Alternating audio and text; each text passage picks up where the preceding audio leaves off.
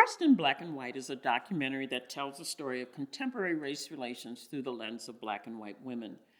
In that film, we examine the barriers that lead to mistrust, as well as how we explore how those dynamics are being managed today and how they are being resolved for the greater good.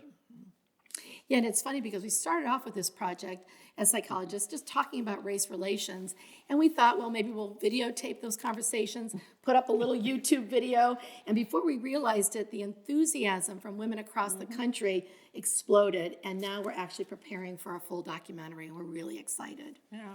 You know, our lived experience as psychologists and our research area, mine in the area of cross-racial friendships and racial identity development, and Lori's in the area of women's empowerment, have led us to know that social trust between Black and white women is not very good.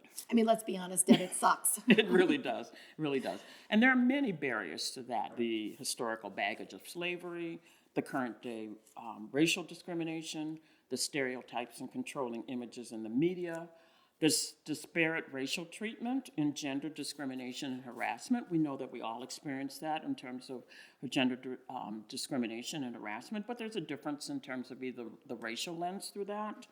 The whole notion of whiteness, you know, that allows for white women to choose racial privilege over gender solidarity.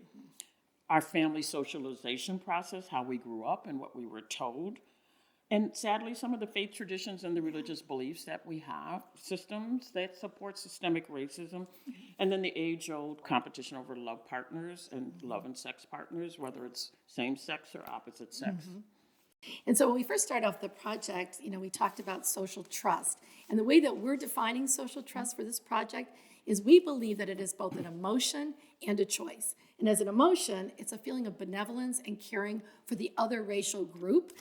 And as a choice, we're talking about other pieces of it. Right. As a choice, we're talking about social trust is acting on that belief that the other racial group is honest and fair, and acting on the belief that that other racial group, it will have our back. You know, it's going to show up for us, especially when we need them on issues that matter.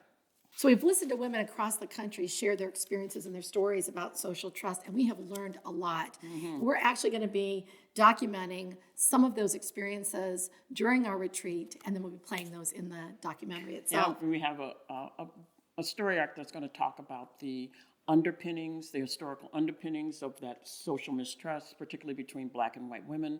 And then we're going to look at how it's manifested in the current day. And we're going to present some specific skills because we know talking about race relations is only part of the story, right?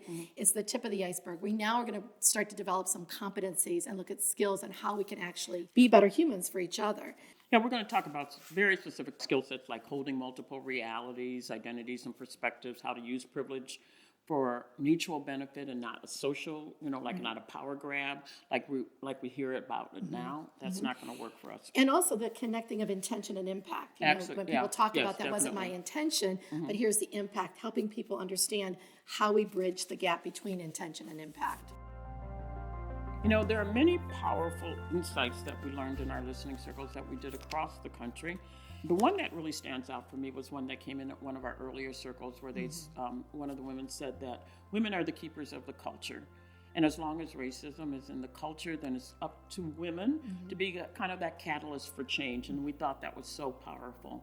You know, I'm wondering about any insights you had as well. Yeah, you know, that was one of them for me too. But there was also a young woman, probably like in her mid-20s, who when people were talking about women and the struggle for women, and she paused and she said, I don't know specifically about the struggles exactly of a woman because when I show up in a room, I show up as Black first and as a woman second.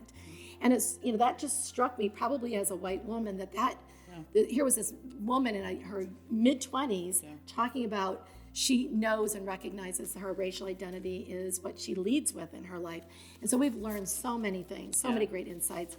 And I think it all comes down in a beautiful way for me around our tagline. And our tagline is, enough of us together can carry all of us forward. And that's what we're really trying to achieve here. I love that. And we are so excited to bring this documentary to you. And we can't wait to get the finished product, you know, which will be out in 2023. And actually before that, we'll do a trailer so that you can see a glimpse of that. You know, our goal here is to bring this work to the widest audience possible. And by donating to Getting to We, you can help us to do that. So we really want to thank you for all the support. We're very excited to keep learning with you, and we'll keep you updated on the progress.